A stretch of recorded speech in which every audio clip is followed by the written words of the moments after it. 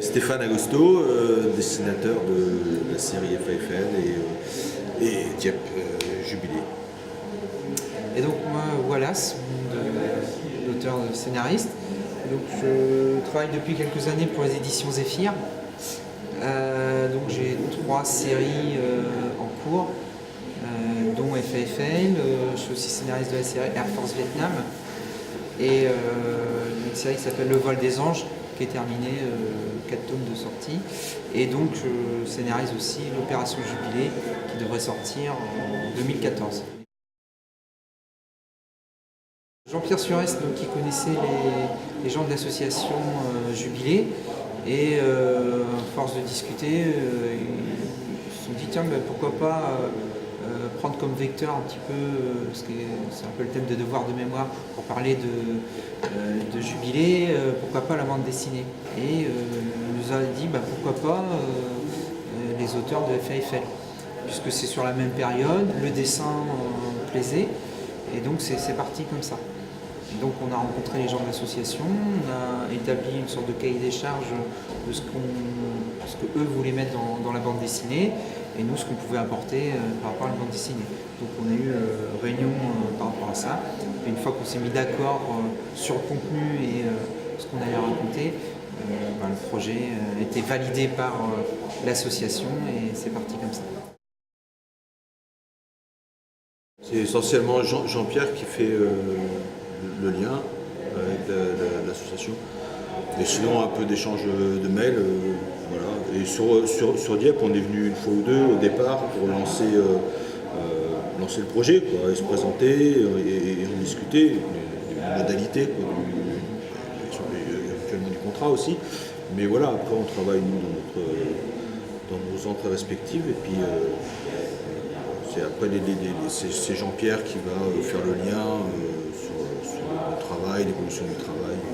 En fait, nous on fait nos propositions qu'on envoie à Jean-Pierre, parce que Jean-Pierre édite le livre, et après Jean-Pierre nous donne un premier avis sur ce qu'il pense de ce qu'on a fait, et après c'est soumis à l'association qui se réunit, qui a une commission technique pour le projet BD et qui valide nos pages, donc qui valide d'abord le scénario que moi j'envoie en premier. Une fois que mon scénario est validé, donc on passe au dessin, au storyboard, qui est ensuite validé aussi par Jean-Pierre et l'association.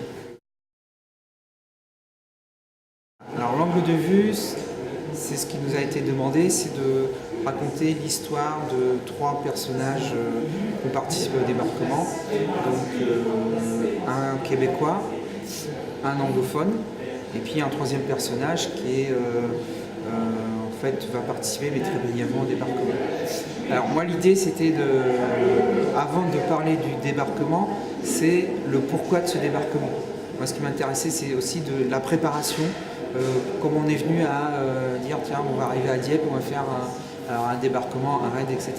Donc il y a un tiers de l'album, qui est le premier tiers de l'album, qui va parler de cette préparation et qui va expliquer aussi le pourquoi de l'échec. Donc moi ça me paraissait intéressant de prendre cet angle de vue pour que les gens comprennent bien que voilà, c'est pas arrivé comme ça. Il y a eu avant quand même quelques mois de préparation et les raisons qui ont fait que ça s'est mal passé. Et puis après de suivre nos 3 personnages, parce qu'ils sont 3, nos 3 personnages, comment ils ont vécu ce débarquement, donc sous le regard de chaque personnage. Et donc le débarquement lui-même, et puis après des petites histoires aussi qui sont liées à ce débarquement jusqu'à la fin du règne. Donc il y a Jacques Nadeau, qui serait extraordinaire si vous le rencontrez.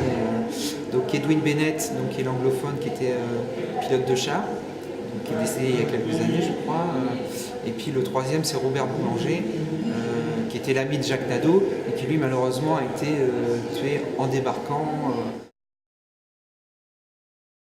C'est vrai que ça c'est un événement. Alors moi j'étais surpris parce que j'habite en Normandie, donc mon histoire de Seconde Guerre mondiale je connais pas mal, et j'ai découvert cet épisode que je connaissais pas. Et parce que dans le livre, etc., dans la lecture, et voilà, et c'est par intermédiaire de l'association, j'ai appris plein de choses et c'était très très intéressant. Et avec toutes les lectures que j'ai pu avoir, accès aux documents que j'ai pu avoir, c'est vrai que c'est marquant. Mais je pense aussi, c'est comme ça a été un échec quelque part, c'est un événement de l'histoire, qu'est-ce qu'on retient, c'est le débarquement, parce que ça a été une victoire. Mais par contre, comme c'est une défaite, on essaye de mettre ça plus de côté, on en parle moins, etc. Alors que c'est important par rapport au devoir de mémoire. Classique, hein. C'est-à-dire c'est papier, crayon, encre et puis aquarelle. Donc vraiment classique, laborieux, à l'ancienne. Il y a pas. La seule intervention numérique qu'il y a, c'est sur les avions, tout ce qui est marquage, cocarde, choses comme ça, et les textes dans les bulles, qui sont intégrés ensuite une fois que les planches sont scannées par un maquettiste, un graphiste qui fait ça très bien. Mais voilà, sinon tout le reste, c'est de l'aquarelle. On va dire 3 jours par planche. Ouais, 3 jours. On va dire une journée pour le dessin, ça peut être un jour et demi, hein, et puis 2 jours pour la couleur. La couleur, c'est ce qui prend le plus de temps, parce que comme c'est de l'aquarelle, effectivement, on ne peut pas trop se rater. Je ne peux pas prendre. Enfin voilà, je sais pas.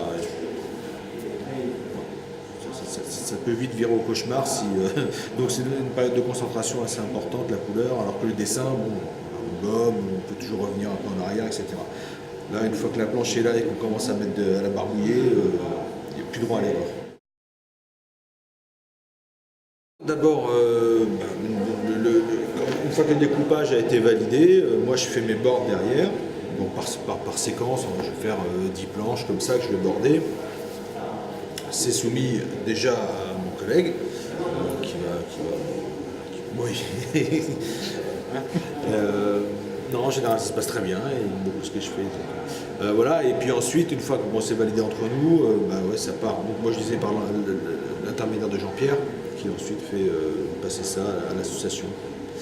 Alors, ça, c'est pour les boards. Après, pareil, les crayonnés, même chemin. Une fois que les boards sont validés, ou corrigés ou validés, je passe sur le crayonné, clac, photographié, j'envoie à Jean-Pierre, qui fait clac, chacun donne son avis au passage. Et puis ce sera pareil pour la couleur, là on n'y est pas encore, mais voilà. Mais c'est le chemin qu'a pris la couverture. C'est ce qui s'est fait sur la couverture cette semaine. Ils ont eu le board il y a 15 jours. Quelques remarques, j'ai fait un crayonné, ce crayonné validé, puis dans la semaine j'ai fait la couleur. Voilà. Donc en fait on en voit comme exemple, je ne sais pas si on le voit très bien. Ça c'est les crayonnés ça. Ça c'est les crayonnés, donc c'est la deuxième phase en fait, de travail. Les crayonnés, donc ils sont envoyés aux gens de l'association et qui nous valident ça. Et à partir une fois les crayonnés sont validés, donc Stéphane. Je sors ma petite boîte d'aquarelle et puis. Ouais, non, mais si. Enfin bon, voilà. C'est vraiment à la couleur que ça joue. Je sais pas travailler en numérique. Je n'ai pas appris. Je suis pas de cette génération-là.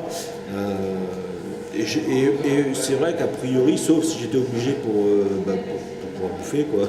Mais j'ai pas envie d'y venir, quoi. Moi, je suis content de travailler comme ça. On doit finir mi-juin. Ça va être fini mi-juin et devrait sortir début août. Donc juste avant les commémorations du 19 août.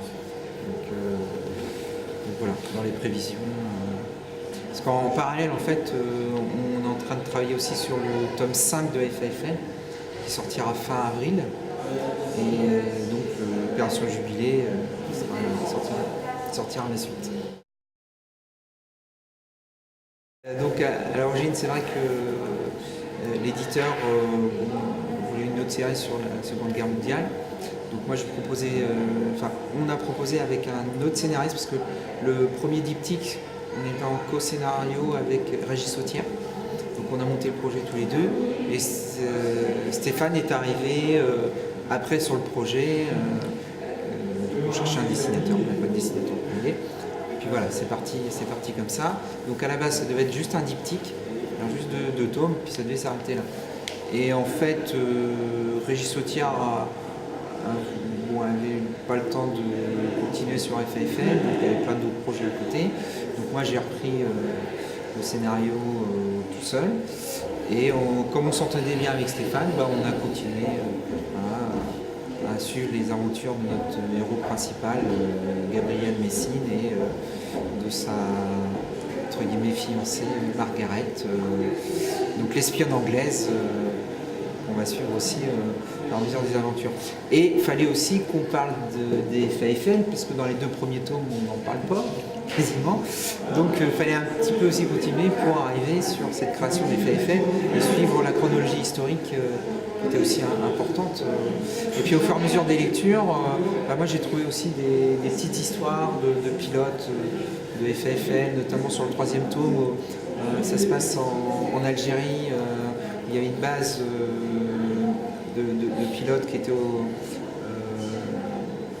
gouvernement de Vichy, et il y a eu pas mal de déserteurs. Et donc je raconte qu'il y a 3 pilotes qui ont déserté le même jour, par exemple, donc qui sont devenus des pilotes célèbres de FFL et du Normandie-Niemen, qui est une escadrille très connue. Donc voilà, c'est la base, c'était ça, et on essaye donc d'avancer dans l'histoire, de suivre les aventures notamment du Squadron 340, qui est maintenant notre escadrille de référence, au sein duquel notre héros et d'autres personnages qui sont plus ou moins connus vont naviguer. Le tome 5, 6 va se dérouler sur la période juste après l'opération Jubilé, parce que la connexion qui était intéressante aussi, pour revenir à l'opération Jubilé, c'est que dans le tome 4 de FFL, on a les 10 dernières pages qui parlent de l'opération Jubilé, parce que les FFL ont participé. Donc là, la connexion en plus était quand même assez simple à faire, et puis le style de dessin de Stéphane pouvait correspondre aussi à ce que pouvait attendre l'association. Donc là, le tome 5 redémarre juste après l'opération Jubilé à Dieppe.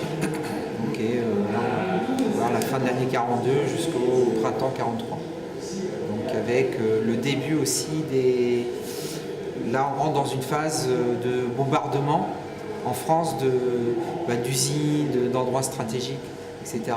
Alors qu'avant, c'était du combat un peu, défendre à tout prix l'Angleterre contre les attaques allemandes. Et puis voyant aussi que finalement l'Allemagne n'allait pas envahir l'Angleterre, donc là il y a une stratégie différente qui se met en place, qui est de partir bombarder et d'aller progressivement jusqu'à bombarder en Allemagne. Plus l'arrivée des Américains qui vont se faire en 1943 en Angleterre, donc voilà, ça, on commence à raconter ça. Donc nous, dans l'idéal, c'est faire un 5-6, voire un 7e qui pourrait clore la série. On ne sait pas, pour l'instant. On fait déjà ces deux-là. Enfin, normalement, on va faire ces deux-là. Le 5, c'est sûr. Le 6, on l'espère. Puis après, on verra. Voilà. Évidemment, ça dépend des ventes, ça dépend de plein de choses. Oui, l'éditeur. Mais de toute manière, globalement, on ne pourra pas aller au-delà de 44-45. De toute manière. Après, on repartirait sur autre chose. Mais concrètement, il faut savoir que les FFL ont cessé d'exister en août 43, par exemple. Donc là, nous, tome 6, on arrive en mars 43. Donc si on suit vraiment la chronologie, il nous reste 5 mois. 5 mois à raconter sur les FFL. Alors après, ça ne s'appelle plus les FFL, ça existe sous d'autres formes, mais c'est vraiment en tant qu'FFL, voilà, ça disparaît, c'est intégré à l'armée française globalement.